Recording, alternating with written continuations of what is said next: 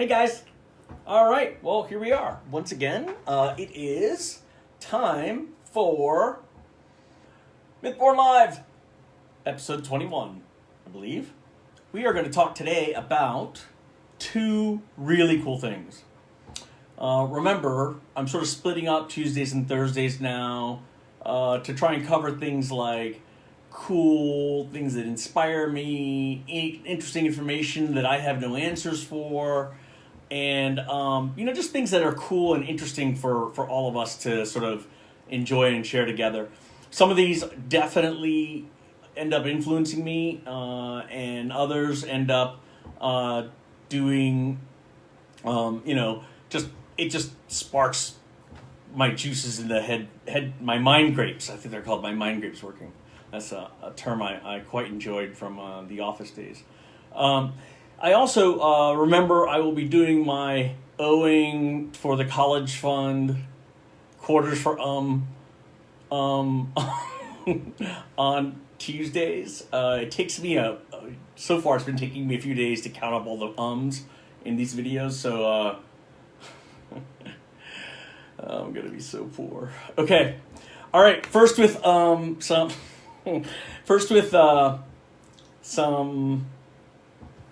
some really cool information.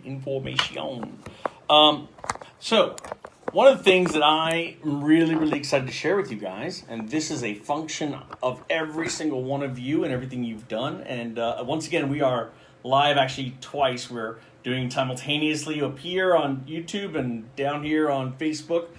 You'll get to see both, and if you love, images from different places, then this is your stick. Guys, we launched the audiobook 2 days ago. And in 2 days, literally a day and a half, we have done 25 times more audiobook sales than book sales. 25 times more. I am blown away. I'm blown away. So clearly, you guys love Michael Kramer's voice. My writing, maybe not so much, but hey, I love his voice too. Like I said, my wife didn't even realize it was my book I was listening to. She was so enraptured by his voice that I've refused to let it be played out loud now. Just kidding. But I mean, I'm not kidding that she didn't know it was my book. It's amazing how a good voice can give a book gravitas and amazingness. So, hey, look, if you haven't picked up the audiobook, go check it out. It's basically, if you got an Audible membership, it's one of your credits. If you got any membership there at all, you get these free credits every month. So, it's not bad spent. If you hate it, I will do something for you guys on camera. Just feel free to come up with something interesting. And, look, I'm looking forward to talking about it more. I really do think that the voice talent made a huge difference. The editing for my editors made a huge difference. And it's fun. It's nice to see these things come to life. So I'm excited to share that with you. And I hope that you try it out because it's keeping the lights on, but it's also something I'm really excited, more importantly, really excited to share with all of you. Other housekeeping. November 10th, one of my friends scared me because he said October 10th. I'm like, wait, that's like a couple of days ago. And I was like, no. November 10th, I will be at the Barnes & Noble in Rockville, and I will be signing copies of the books. We'll be having a bunch of them there for you guys to buy. If you come there with your own books, I'll be able to sign them. So I hope you show up. I really enjoy meeting the fans. I hope there's a chance for us to all get together and talk about the books and stuff. I haven't talked to the owner yet about exactly what he wants to do during the day, but there might be a reading or something involved. So we'll see what happens. Certainly, if I'm able to, I'll try and bring some extra swag like these shirts and stuff, and see if we can either raffle off something or whatever. I need to talk to the powers that be on how all that will work. But I really look forward to seeing all of you guys there. So if you get a chance, come. If you are part of my friends and family, you have to come. So be there. So it's my way of inviting all of you in a nice way. Please be there. Please be there. All right. So today, what are we going to talk about? Two things that are really cool. The first thing we're going to talk about is it's going to be about just thinking something. I just realized. I wonder, can this work, or will this become a horrible, horrible situation where everything falls and gets destroyed? No, it's gonna fall. It's gonna fall. It's gonna fall. You know what? Let's see if it actually falls. Wow, you guys were here for this. You were here to see this happen. Let's see if it falls. If it falls, you'll know. It'll look like I just went through an earthquake, and we'll take it from there. So we are gonna be doing a. So back on Chartered. So the thing I want to talk to you first about was this really cool star map that has been found inside the northern, I think there's the southern shaft of the Khufu pyramid, and outside of a door, and the door is labeled the Gardener door.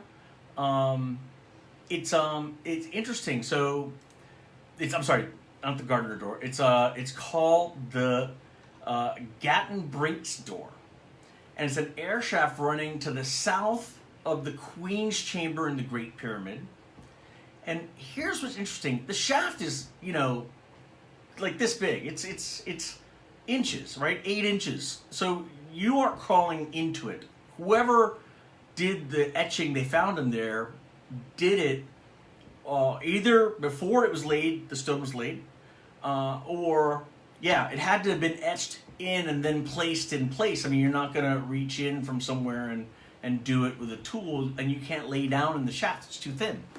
So at the time of building, we assume this these dots were made. Imagine like a thing of dots.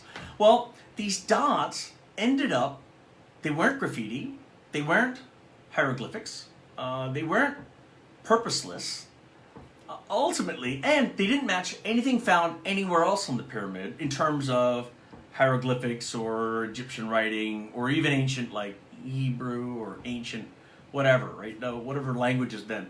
They were just dots. Someone realized these dots looked like stars. So it turned out that it was actually a star map. And it looks like the reason the star map was created was to mark what the sky looked like at the time that the pyramids were built. Now, maybe it's that, or maybe it's what the stars looked like at the time of the cataclysm that, put the world underwater. Who knows, right? Anyways, when they started following the mark of what was the North Star at the time, and what you have to realize is that today our North Star is Polaris, but over time the Earth does a little wobble, has a little wobble as it turns, and this wobble is called precession, which means our North Pole points slightly differently as it's moving. Over the years. And that turn of our North Pole through a small arc in the sky takes about 23,000 something years. It's 23,500 or 20,600 years. It's called one cycle of the precession. And so at the time that this star chart was written, the North Pole was not pointed to Polaris. It was instead pointed to a star that was different. And that star, if you align the rest of the stars to that star, and then you align where it looks like they had written the horizon is, because there's a line for the horizon, there's a line for north, and then there's all these stars to show what was in the sky at the time, and at what time they sort of marked, and what time the North Star would touch the top of that thing. And here's the crazy thing. We say that the pyramids may have been built, 2500 BCE, or something like that. But this star chart and this dating, it dates the pyramid. It dates the sky whoever copied the sky where the stars aligned to, what date do you think? 9,200 BCE. So if you add 2,000 years, because we're now at 2018. So just, 2,000 plus 9,200 is 11,220 years ago. Listen to that. That's crazy. That's so far past where we have written records. I'm sorry, we do have written records from there, but it's so far beyond where the academics say civilized culture was. If the pyramids really are from there, that would be a shocking piece of news. Now, because I, love reading about archaeology and reading about all these other things, and they inspire things like Mythborn, I happen to know some other things. Here's the crazy thing. You know what else has been dated to about 10,000 BCE? And it's based on, not on the bricks and the stone. You can't date that. You need carbon material in order to do any kind of carbon dating.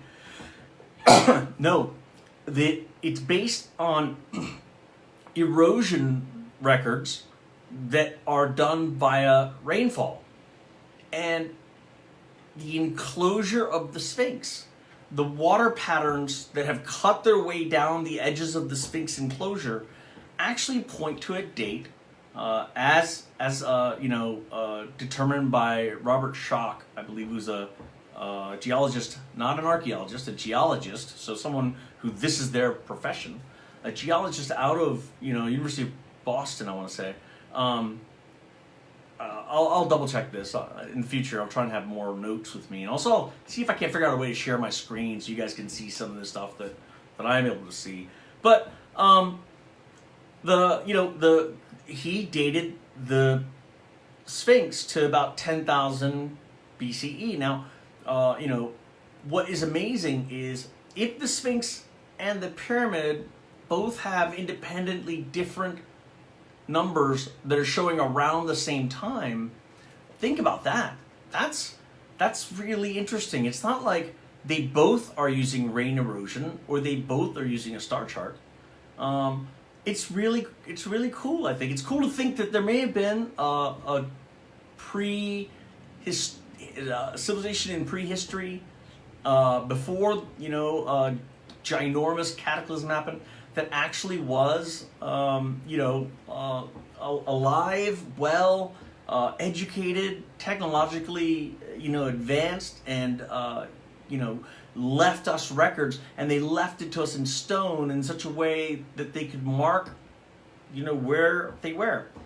One last thing, and I'll go more into it next week because I only just found out about it. I literally just found out about it. But there's all these theories that the shafts in the pyramid that point out this way, that were pointing to different stars and constellations. Well, that doesn't really. It may not.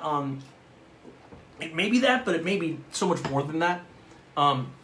They started checking other things that were going on when that was going on, and what they found was that the star charts themselves, they tend to actually, if you look at all the angles that are within the pyramid itself, and you sort of break down the angles that are going on there, what's really interesting is that the angles seem to point to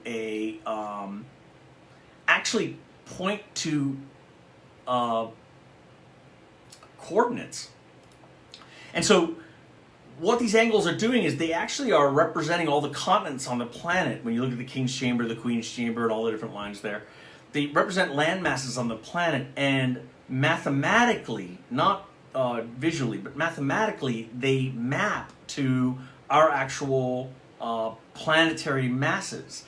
And if you use the pyramid as a keystone in that, and you then follow decoding the math, the longitude it points to is somewhere in the Himalayas.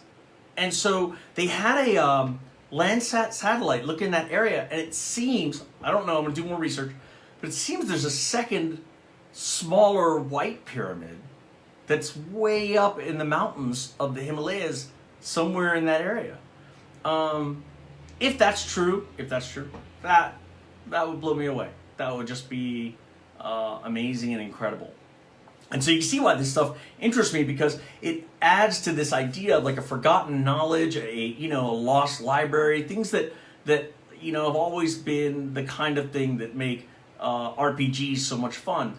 The fact that's fun in RPGs, I think, is when you can really sort of discover something new, is explore an underground crypt or a library or whatever, and then recover information that can then lead you to cool new weapons or armor or whatever it is that you're searching for in the game or in the book. Your characters or your hero might gain certain special abilities or things like that.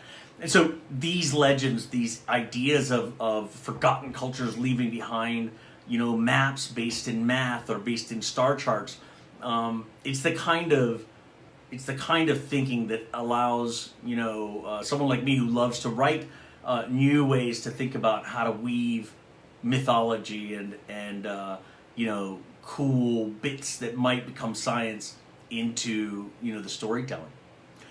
I promised one other thing. We were talking about cryptids. Actually, the Egyptian thing took a little longer than I thought. So I will go over the cryptid I wanted to talk about, but I will promise that we will go over more of the cryptids when we get a chance.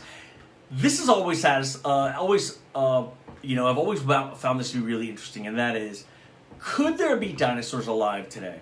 Now, we know birds are, a descendant of a type of dinosaur, theropods. And so, think of raptors and the rest. They have a special bone system that birds also have.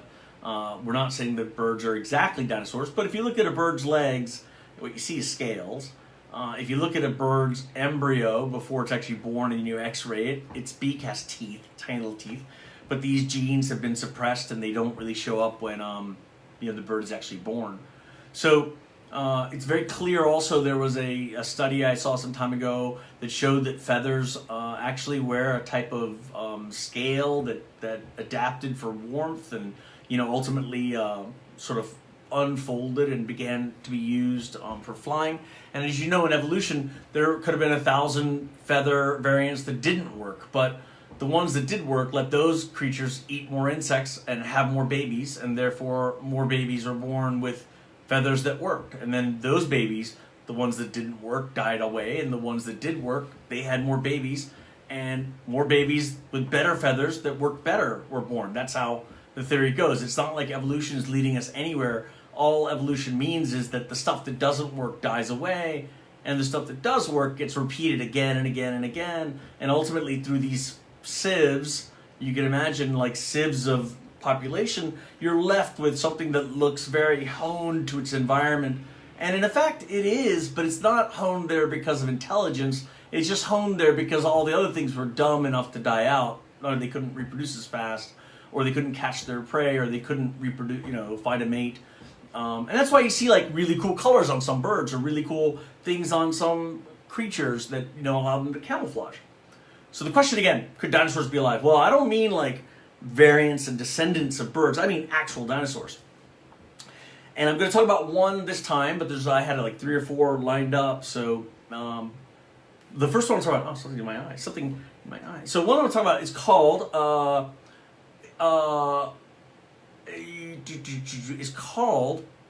Mokele Mbembe. Yeah. Mokele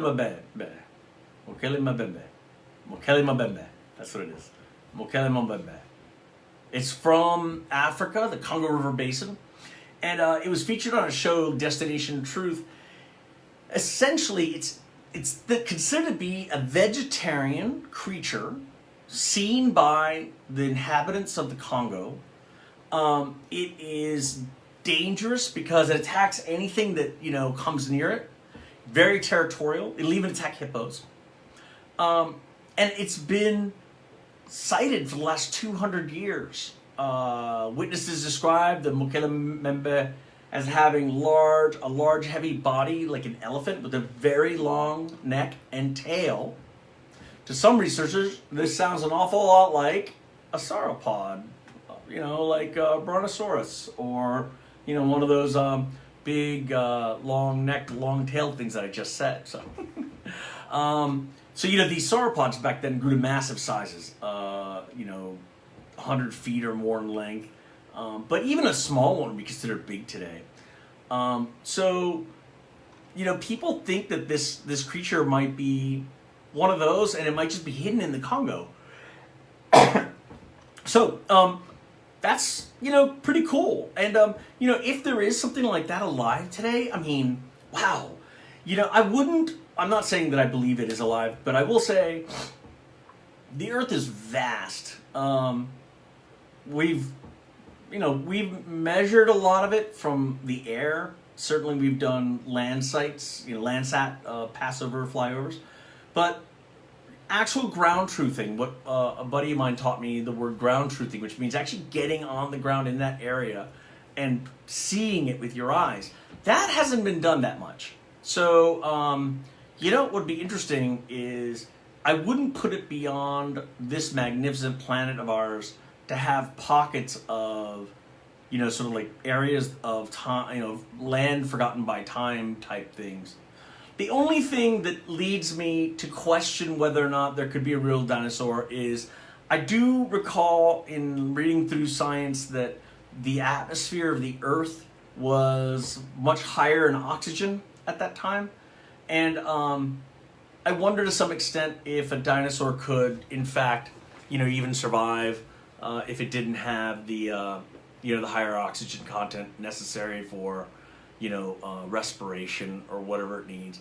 I mean, over millions of years, sure, they could have evolved to ones with a better ability to survive. Again, we talked about evolution. The filter would be, these dinosaurs having hundreds and hundreds of tiny little baby sauropods, and the baby sauropods that can't breathe well enough would choke and die. The ones that were born with a mutation that allowed them to survive with a little less oxygen would survive, and then they would have more babies. Those babies would also have a variation. The one thing you have to remember is that evolution doesn't work on something while it's alive. It's not like you become better at breathing, or if that were true, there was a time when people thought giraffes became giraffes because they stretched their necks.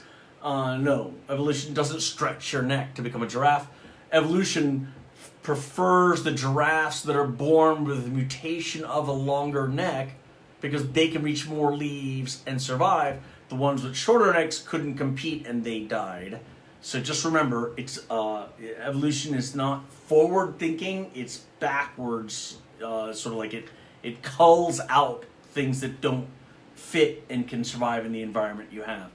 And so it's very possible that, if there were dinosaurs that survived whatever hit us and survived that cataclysm, and were able to continue to reproduce and had a protected area, they could have had, if they were the kind of you see like sea turtles having, 1,000, 100 babies, they all are running down a little beach, and they're pretty cute going to the water. But if we had situations like that where, you're having hundreds of eggs being born at a time, and some of these, survived because the mutation they got let them breathe a little bit with a little bit less oxygen in the air, whereas the ones who needed all the oxygen they died.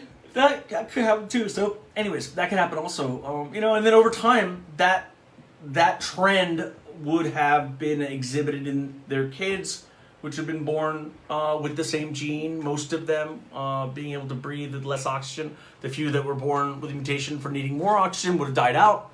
And then, so on and so on. And then fast forward, it's going to go slow, over millions of years and many generations, you could see how a single trait or a single set of traits could be sort of chosen by the hardship of the environment. Maybe that's how dinosaurs survived. I don't know. But I want to find out. So let's all plan a trip to the Congo. If we don't do that, at least in the meantime, it's given me some ideas for some cool creatures I could put into Mythborn So we may see some dinosaurs when they finally get to hide Brazil. Some interesting reptiles and cool creatures like that.